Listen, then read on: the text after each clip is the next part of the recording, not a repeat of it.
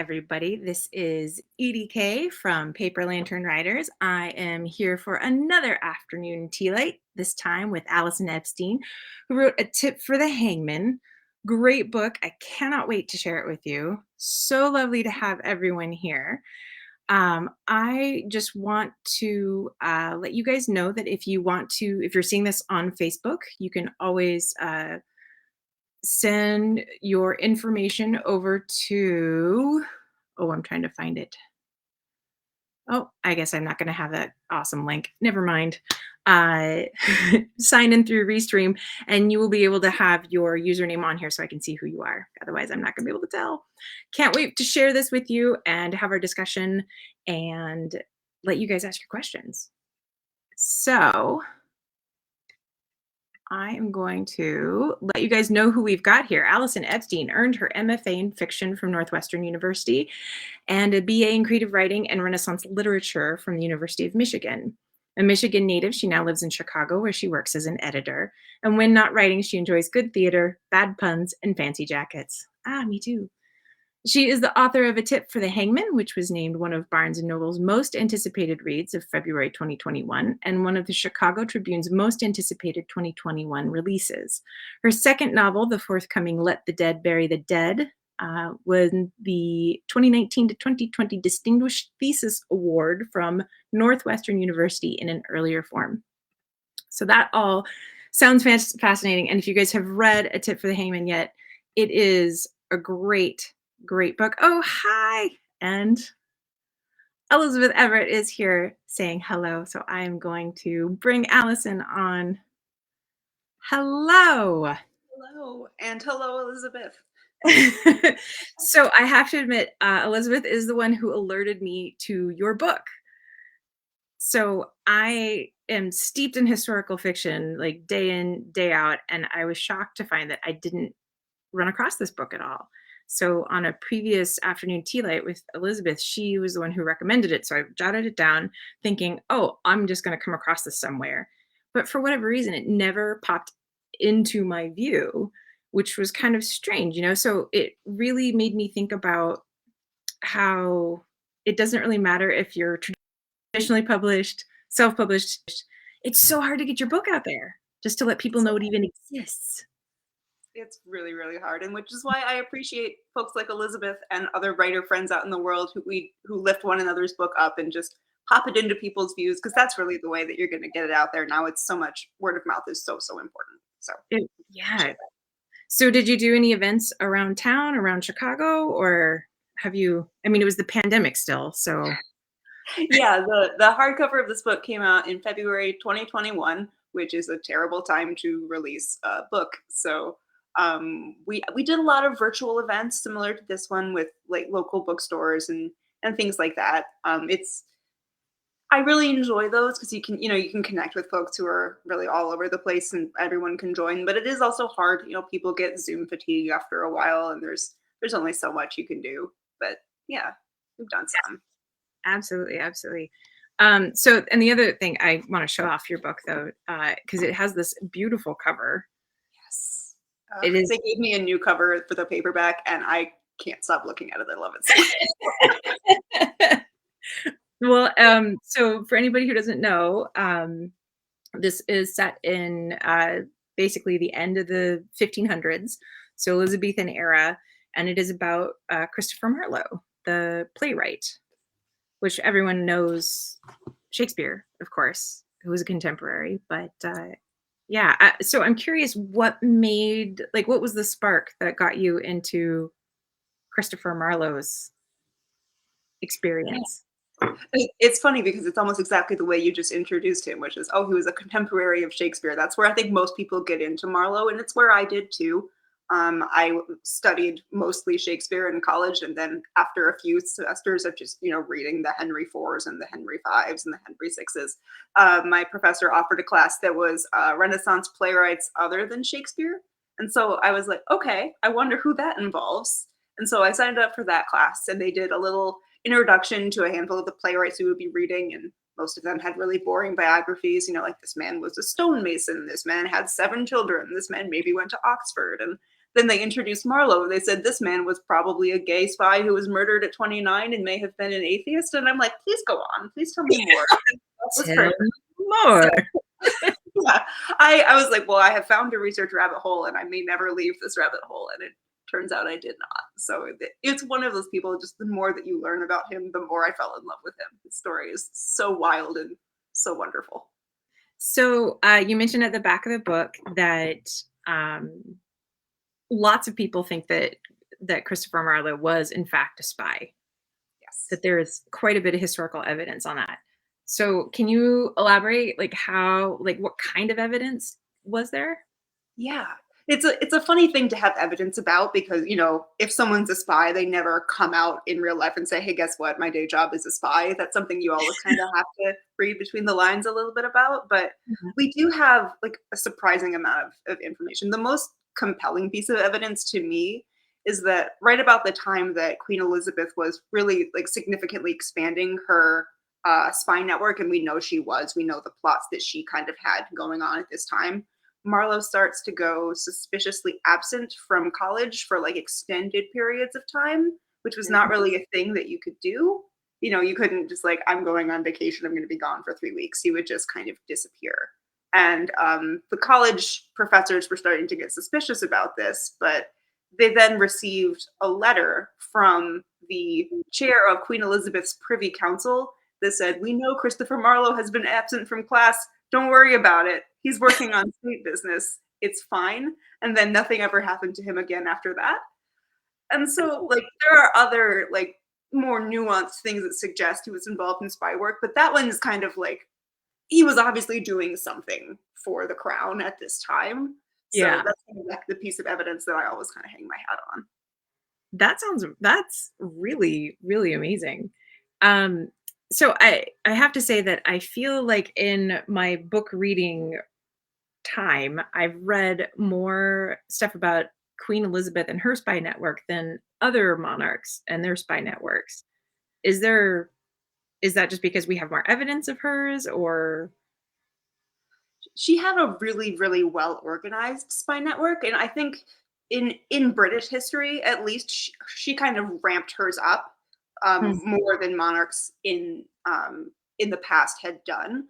I think she felt especially vulnerable on the throne given everything that had happened in the 200, 300 years before she became queen, like especially those couple decades right before when like the state religion changed 4 times and her father had 6 wives and everything was all very unstable. So I think she very much wanted to have a grip on any plots to unseat her, and there were so many at this Mhm. time. Like there were threats pretty much coming at Queen Elizabeth from every corner. So I Yeah. think part of it is just it was well documented, but part of it is she also had so much reason to have such a robust network that like it really was, I think, larger and more complicated than it had been in the past.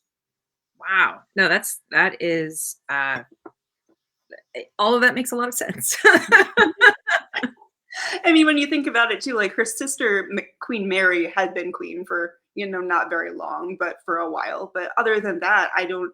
The most recent female queen of England had been like with the Ethelreds back in the 900s or the Yeah. 700s. Like this was a really unstable time to be a woman on the throne. No one had really done it to this extent before. So she was really vulnerable in that way as well.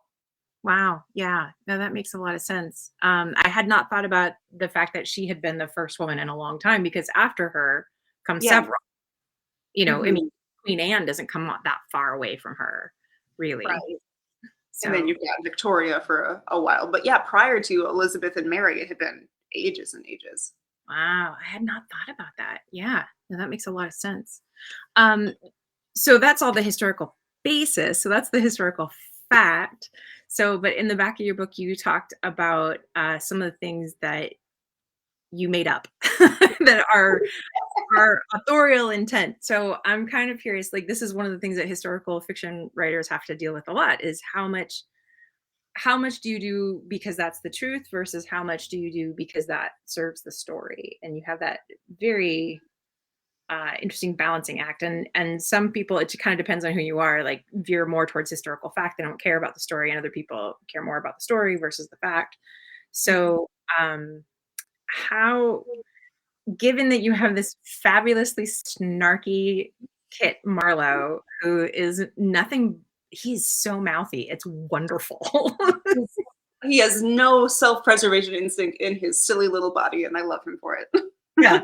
Oh, it's so fantastic to read, because every time you're like, oh, don't say it, don't say it. Oh, you said it. You already said it. It's too late. Oh man. Which makes it great for a reader, because it is very, very funny. Elizabeth says, what I loved about this book was how much Allison's affection for Kit comes through in every page. And that is so true. It really is. I didn't pull any quotes or anything from this, because it's just, I feel like I would do a disservice, because so much of the dialogue is just, I feel like you actually need to have a play in order to get the dialogue to come through. I love that so much. That would be so fun. Just like a little reading, it would be great. Yeah. Because it's very funny and very snarky. But I also felt like the relationship with Tom was very sweet. I noticed at the back of your book, I was actually quite disappointed that the Toms were probably an amalgamation of a number of different people. So can you talk about Tom? Mhm.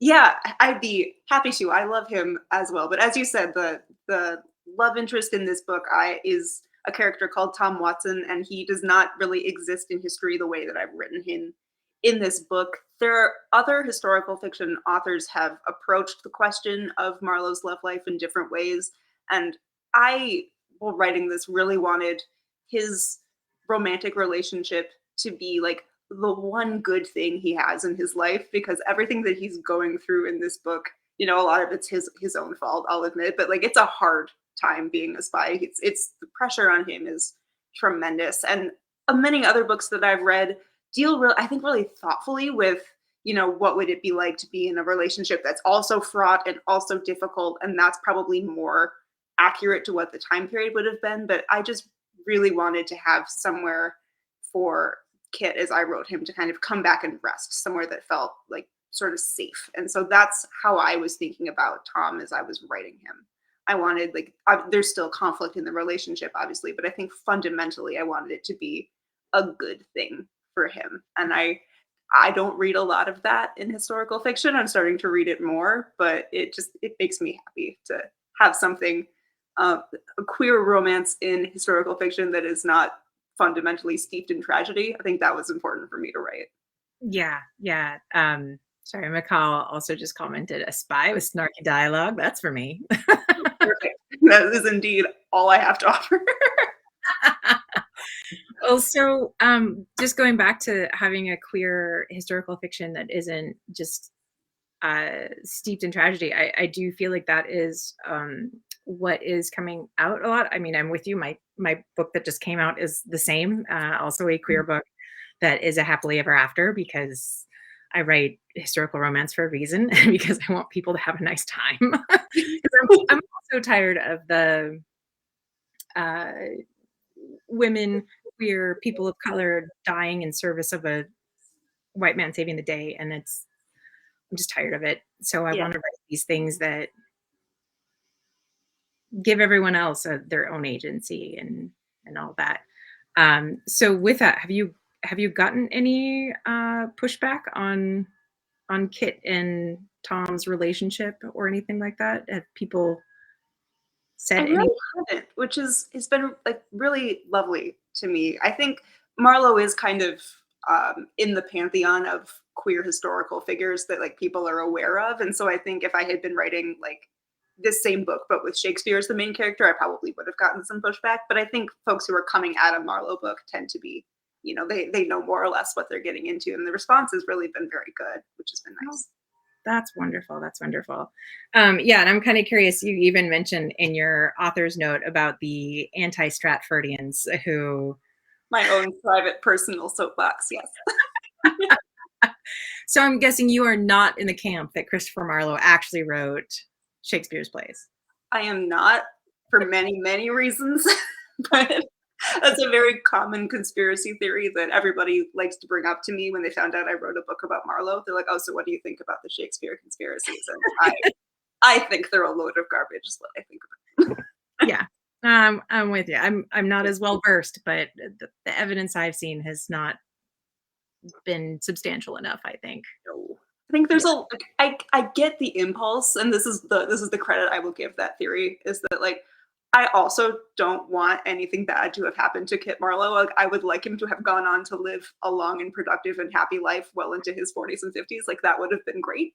So I get the impulse, but I think a lot of it's just like, it's just not what happened. I'm gonna throw a spoiler alert. It's so hard when it's historical fiction. I'm like, it happened. I don't know if it's a spoiler or not. Well, I'm gonna put a spoiler alert because I am gonna talk about my reaction to reading it in the book. I had, the vague idea, but I gotta say I was so invested in Kit that when we get to the end, which is, and this is the spoiler alert, when he is killed, it is to me very heartbreaking, and I don't want it to happen. I don't want to have any of those things because you want him to win so badly. You just want him to just keep on, I don't know, being snarky and saving Tom and, all those things. So yeah, that was rough.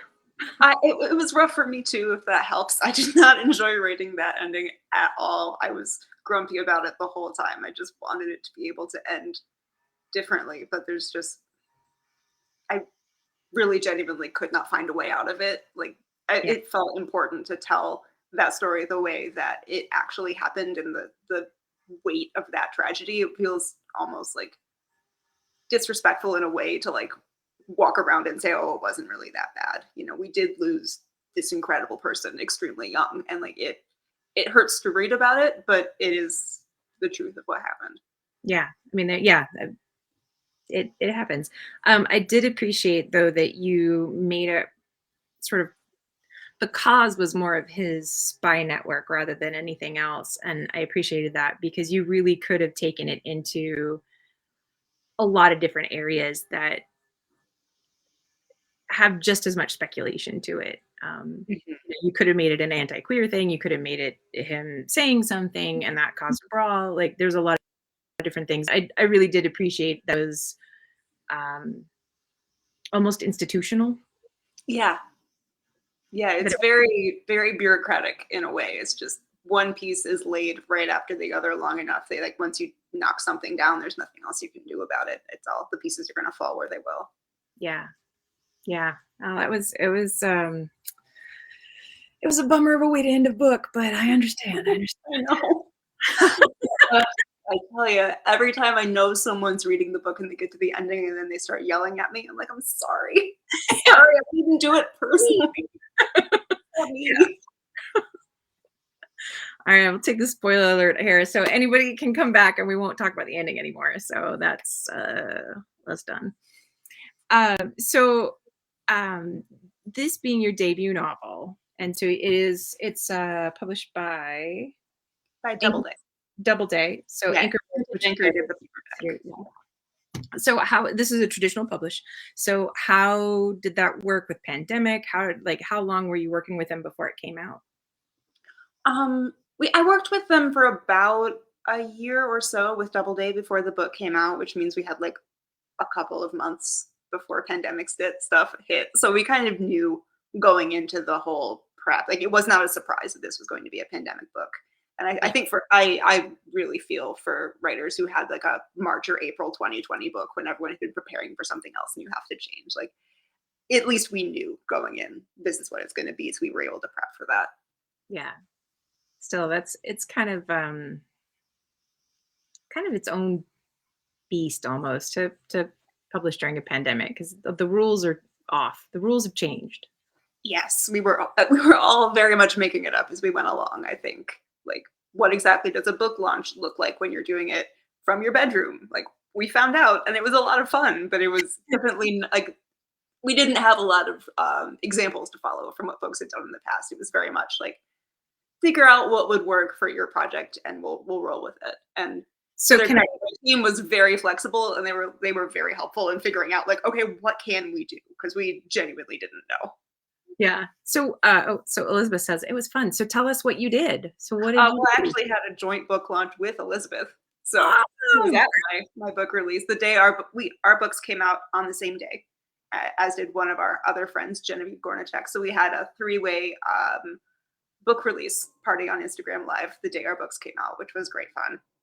That's And very then, yeah, we did some other. I did some other Zoom events. I went with a local bookstore the next week, that kind of thing. And then what's been nice is that the paperback came out this January, just when things have kind of started to open up a little bit. So I've been able to do like a couple of in-person events this year for the paperback, which has been wonderful. I did my first one like 2 months ago for a book that's been out for a year and a half. But I was like, I finally got to talk to someone in person about my book. It was great.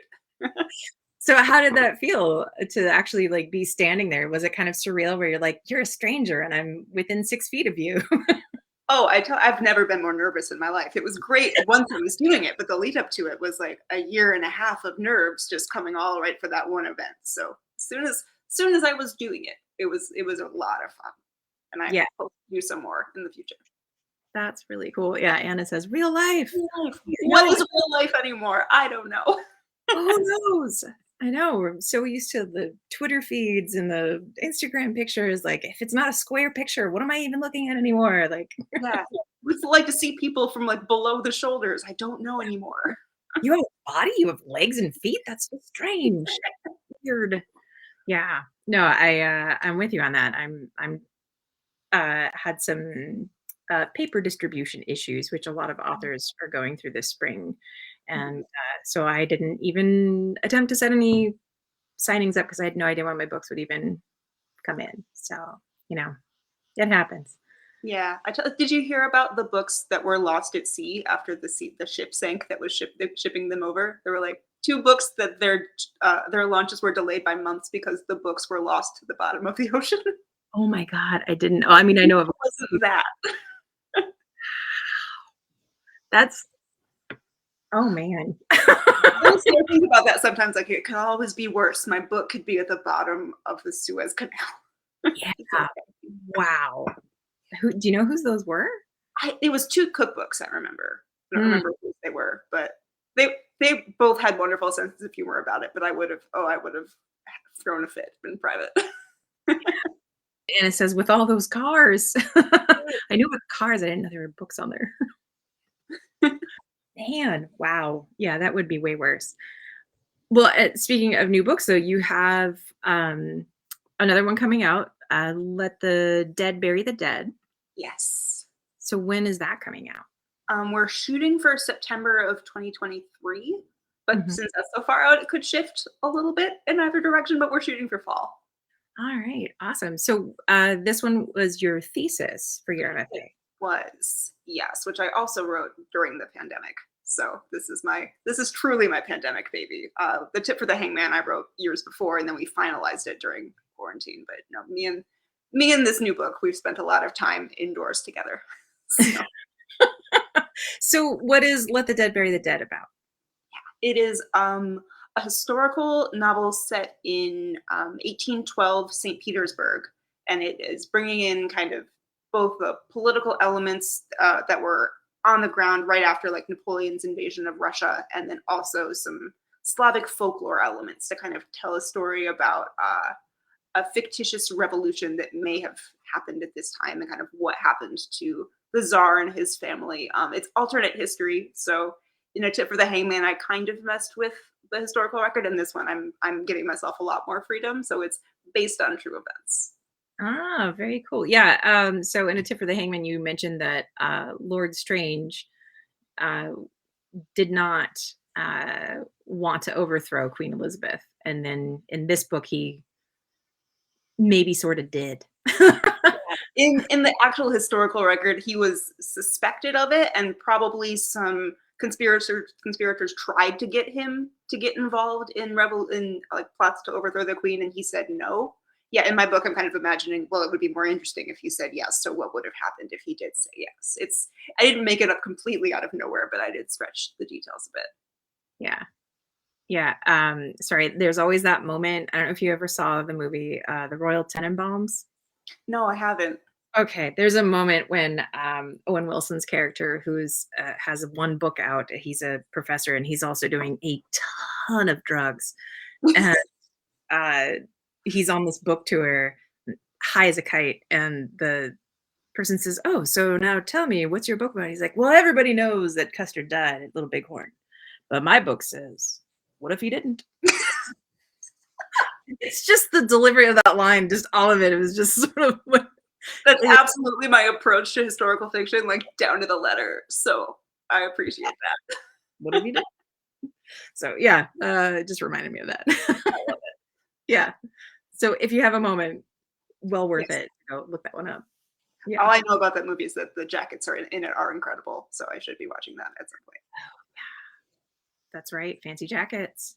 That's how I know which movie to watch. Yeah.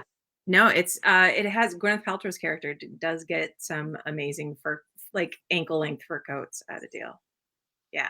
And if you are into the was it the Adidas tracksuits? You also have a lot of tracksuits in that one. So it's I'm also, not sure I'm a tracksuit fan, but I'm willing to be convinced. you know, it's basically because they're matching. Uh yeah. So Ben Stiller's character and the two little boys that he has, they all wear matching tracksuits all the time. So it's pretty good. That's a look. That's a look. It is. Well, and it's also like from a parent's perspective, like it'd be like, oh, I get it. So you just like you look down, what was he wearing last? Oh, he was wearing this. Like you can do like this. I know exactly where my kid is, I get it. Absolutely. Yeah. So do you have any book recommendations considering this is how we got to your book? So tell me if you have any book recommendations that you want to throw out there because I'm always interested to get good recommendations. Yes. I have Sorry. two. Okay. One is not out yet and one is. So Okay.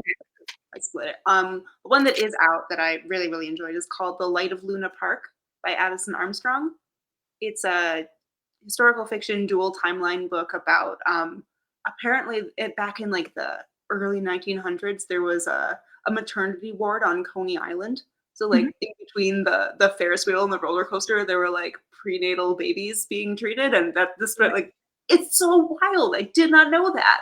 But this book kind of looks at that and like what one nurse who worked there, what her life might have been like, and it's so so so good. So Oh, highly that's so recommend cool. that one. I actually have an odd personal tie to Huh. that. So my day job is I am a pediatric echo tech, so I do ultrasounds of the hearts on Oh, babies. And so the fact that they were the first ones to use those sort of incubators, if you will, I think that's what they called them at the time, to keep babies alive. I use them all the time. And then the other one is that my mother-in-law was a twin and was born early. And so she was kept alive because her father was a pediatric cardiologist and knew about those. oh my gosh. And so it was kept, that's how I got my husband. I didn't know any of that when I made that recommendation, but now I'm like, that was a good recommendation. Good recommendation. How did you know? Okay, don't so that's know. awesome. Oh, that's awesome.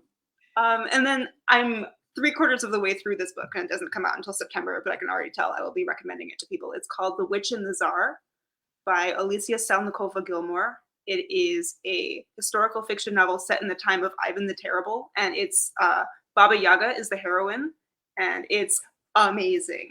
So I don't know what I have to say other than it's a Baba Yaga book, but I'm in. I'm in. yeah, I'm in. Yeah. Say the name of the author one more time. Alicia Salnikova Gilmore. Yeah. Okay. All right. I'm writing it down. Okay. Did you ever read the Naomi Novik books? The like I spinning. have them in the other room next on my list. I have not read them yet. Because sorry, with the Slavic folk tales for your next book, and then the Baba Yaga, I was like, oh, wondering, yeah. You can tell what my reading list has been drifting toward. That is very much my genre right now. Yeah. Well, but I think it's important to read books that also talk about, you don't want to be in a vacuum. You want to know what else is happening. So actually, speaking of that, did you have any of those that you read for a tip for the Hangman? Did you do any, I don't know, comparable reads? I read every Marlowe book that I could find, frankly. There's a select group. Like it's not I wouldn't say there's a lot of them, but there are a few, and so I read a lot of those. Ross Barber has a book called The Marlo Papers, which is written entirely in unrhymed iambic pentameter, like Marlowe's plays, and it's beautiful and brilliant. And I can't imagine trying to write a book like that. Like it is exhausting to even consider it. So Yeah. hats off to her. I would not do that myself. Wow. Wow, that's actually a really impressive undertaking. It really is. Yeah, I think she's a professor of like Renaissance drama, so she's very steeped in that. I do not have a degree in Renaissance drama. I just have enthusiasms. So Yeah.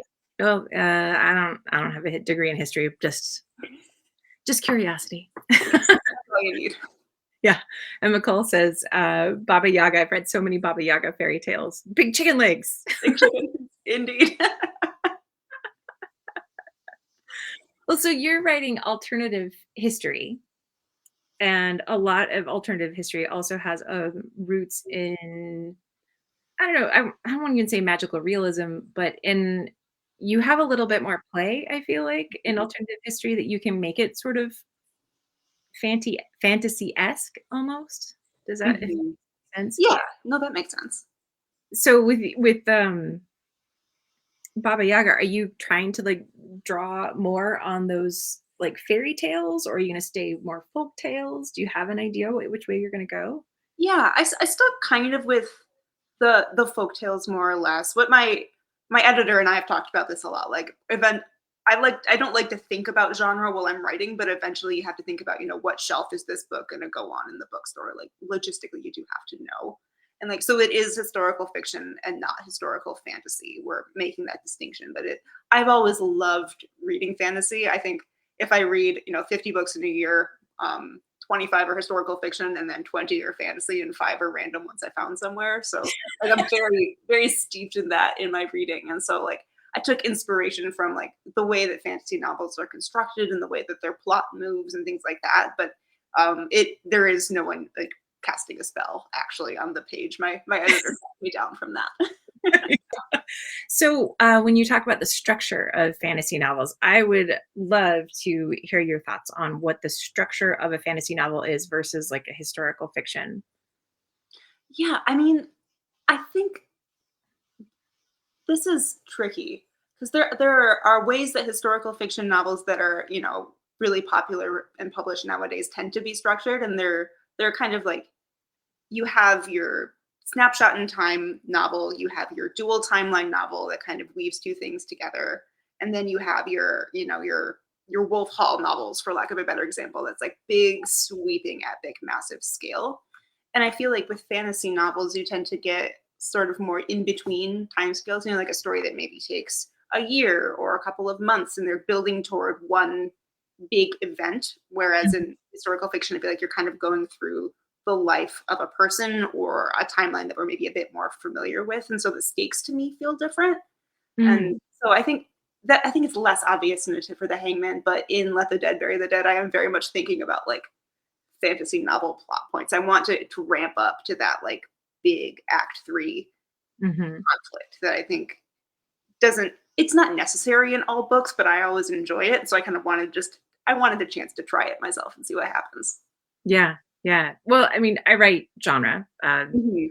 romance, and there is that same sort of thing where you have to be very aware of your building of tension so that when you get to the point in act 3 where everything goes sideways, you have to be like, "Oh god, what will we do now?"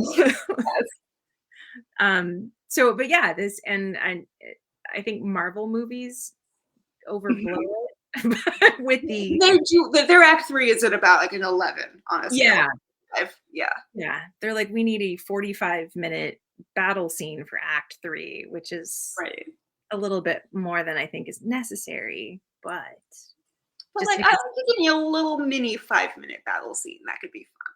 yeah, but I mean, it is the same sort of arc, that sort of like Yeah. build to yeah, that you know that you're gonna get to the I don't know, what is it, the video game sort of like you get to the biggest boss after you Yeah. battle the small ones, and then you get to the big one at the end. Yeah. Yeah, it's that very classic genre story structure. I mean, there's a reason that it's been around for so long is because it works. It works so well, and it really just hooks you in there at the end. Yeah, absolutely. I'm sorry, speaking of fantasy, I read Sarah J. Maas's um Court of Court of All the Things Thorns, That yeah, Happen. Yeah. Court of etc. I can't remember what the other words are. Yeah. Yeah, Oh, Michael says, did not expect to hear Marvel here. Wow. Well, we're full of surprises today. yes, we have everything here. All things.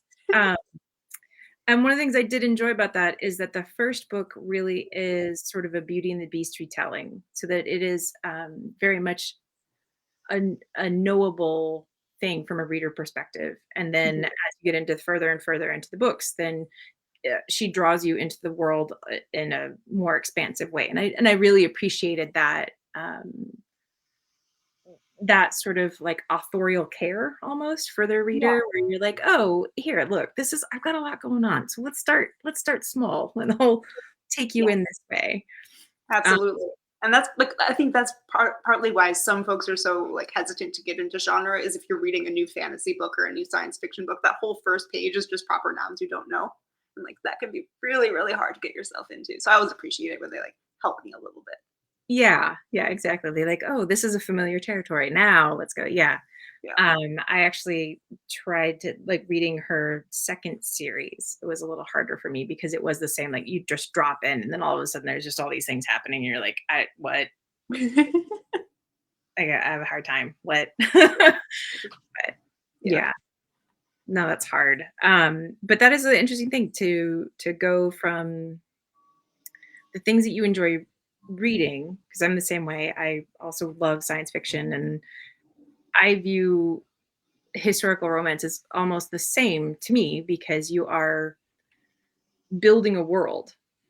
You Hmm. know, your readers may or may not know anything about that time period, so you have to build the world for them, just the same as you would if you had elves or orcs or whatever you got going on. Hmm. So it's kind of the same with historical fiction. You just have some touchstones, I guess. Yeah. There's so much world building across both genres that like that's one of my favorite parts of writing. It's like I'm a character writer and a world writer, and then I have to figure out what the plot is that goes in the character in the world that I've fallen in love with. But yeah, those two things always come first.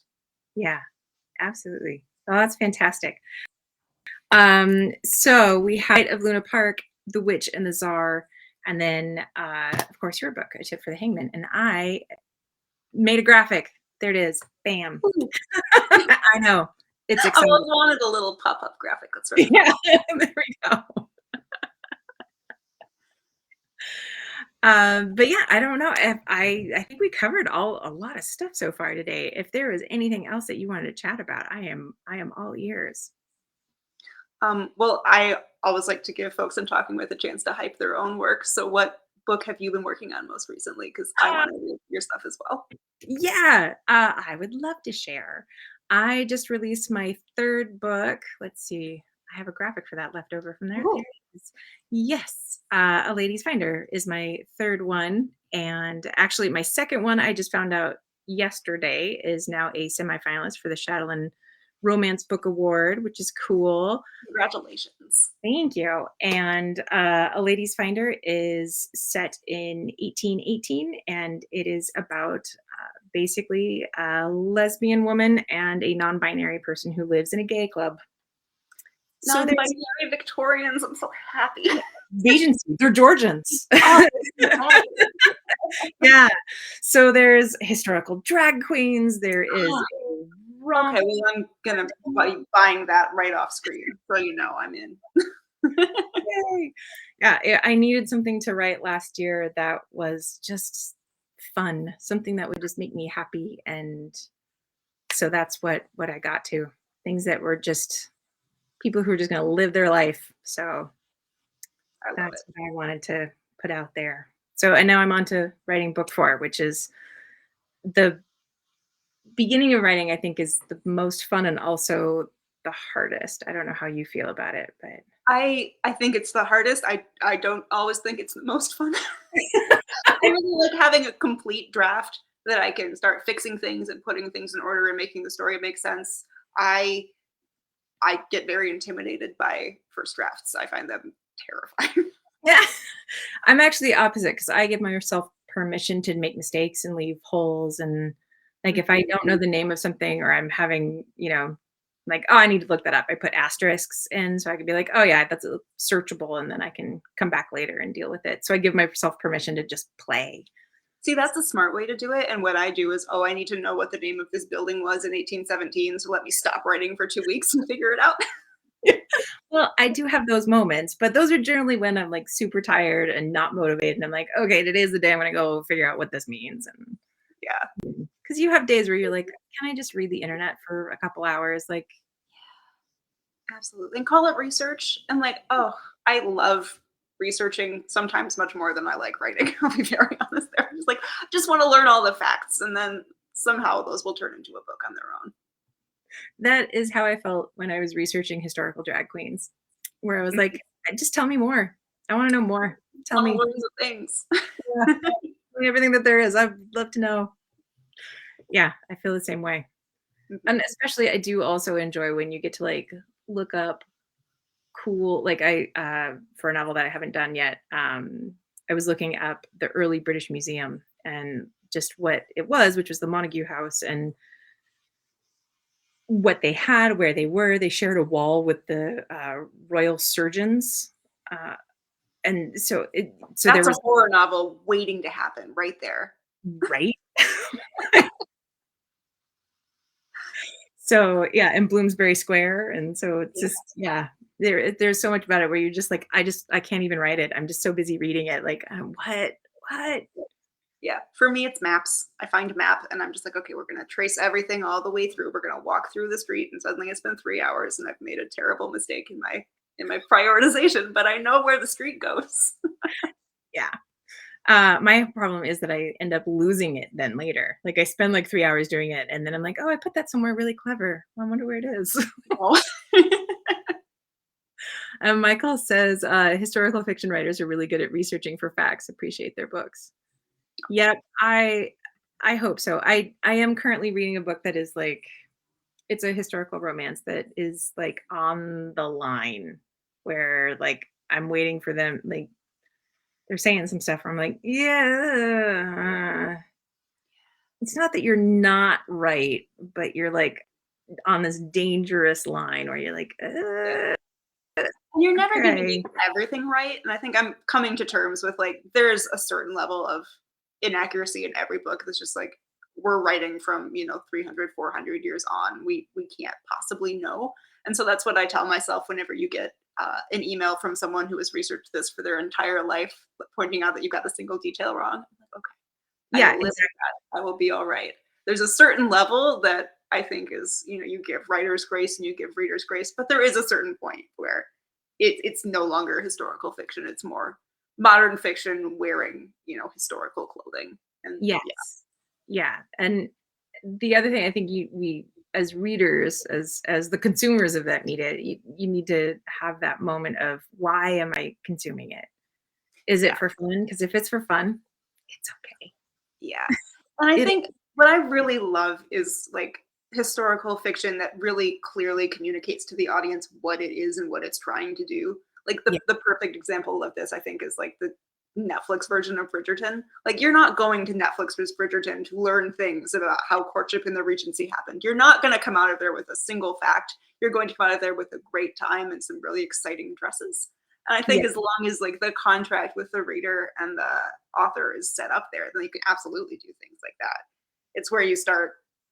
It's where you start. Like that contract isn't clear, and the reader thinks they're getting facts, and the author is presenting just stuff like hand wavy things. That's where it gets dicier. Yes. I think Bridgerton is a really good example that you use there. I mean, if you have a string quartet playing Alanis Morissette, then you need to like just understand where you're standing. Like you just We know what we're looking at here. We're all on the same page. yes. And so you can't get mad about it. Yeah, I've actually heard a lot of people talk about it in terms of race with that, and Mhm. as someone who has researched the period, I also have to say, well, there were there were more than just white people in England at that time. Yeah. A At lot of that them. time, hundreds of years before that, there were Black people in England during the Tudor era. Like, it's always been like that. Yeah, always, always. Even Yeah. back to the Romans, they're there. Everybody's there. Everyone, ooh, It's especially the Romans, honestly. yeah, I mean, because that's what imperialism looks like, for one thing. yeah, so it is, as a friend of mine, actually said, I hope this isn't too controversial to say out loud. Um, so one of the things a friend of mine said, and I had that moment when he was saying it where I was like, "Oh, oh."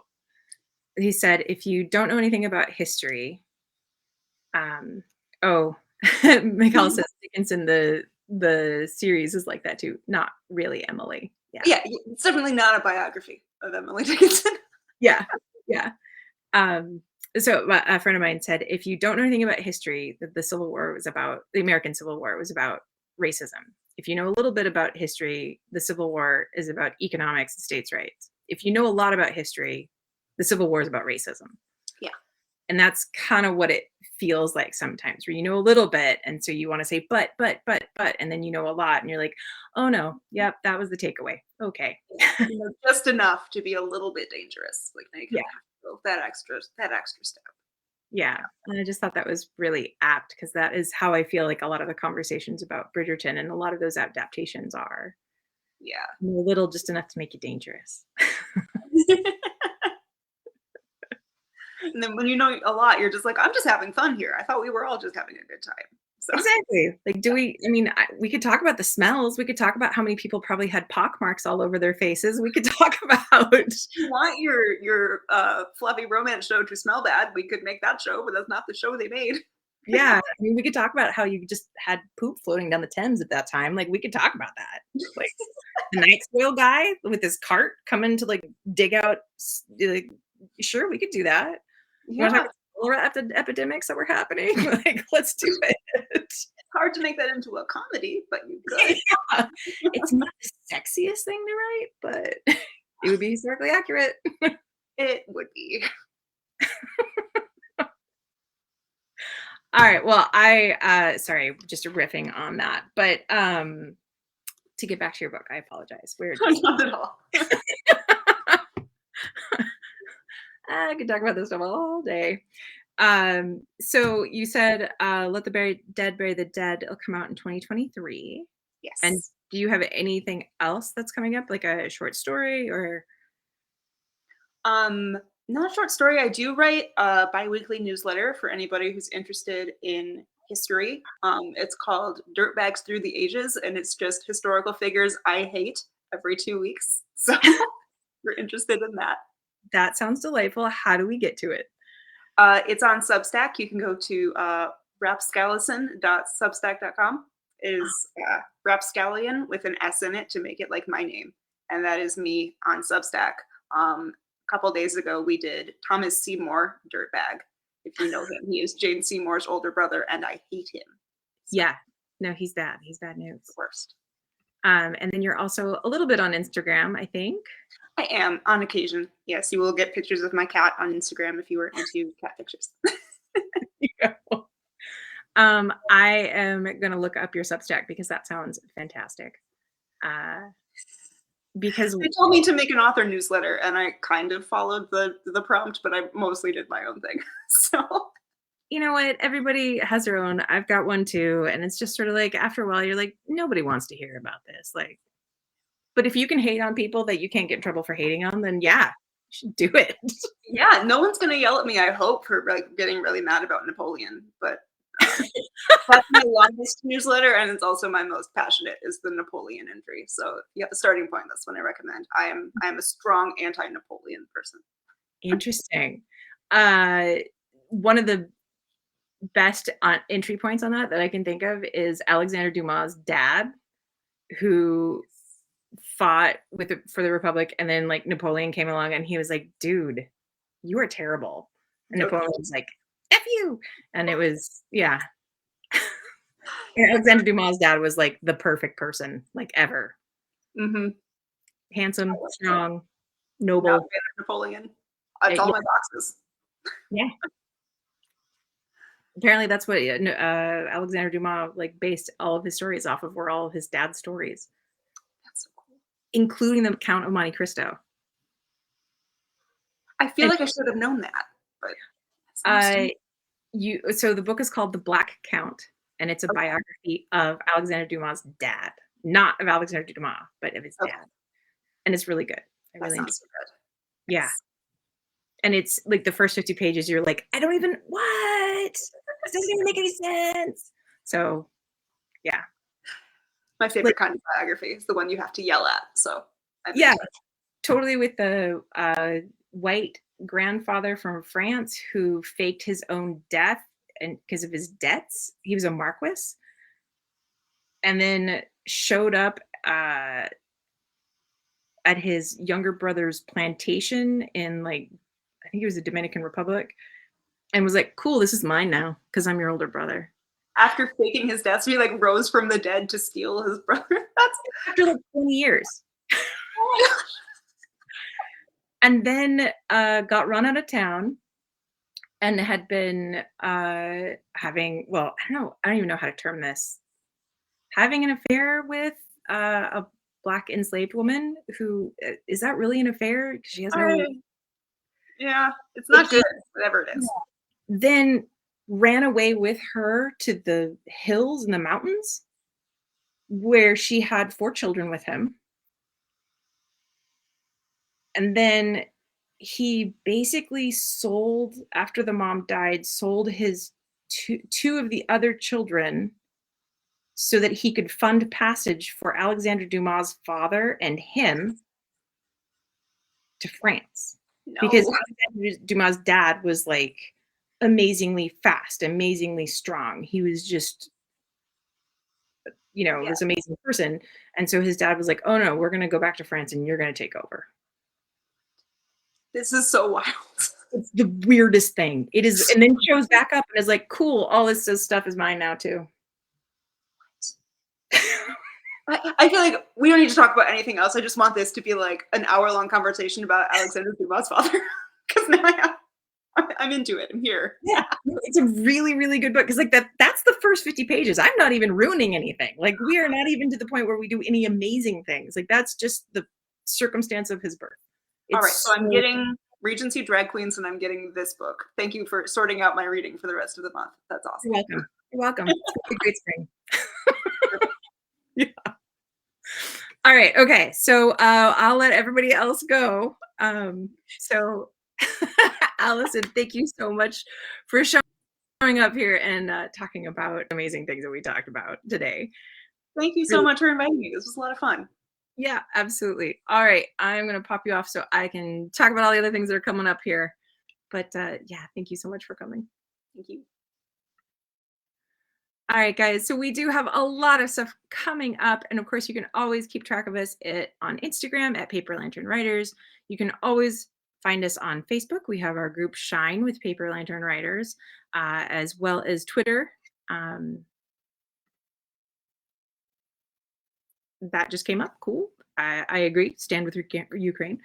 And then coming up, we have a couple of cool things. Next month, we are going to have Sarah Ackerman. So if you like to read about World War II, Hawaii, those are both great things.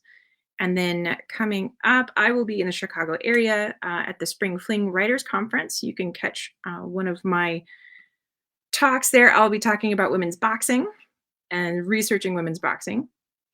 And then also coming up in May, we will be at the Bay Area Book Festival, all of us, Paper Lantern Writers. So you can come visit us at one of the tents outside in the open air book festival area. So we will all be there. Can't wait to see you guys. We're having amazing in-person stuff. And we will see you next month when we get a chance to chat with Sarah Ackerman. I hope you guys have a great time. Have a great month. Happy spring.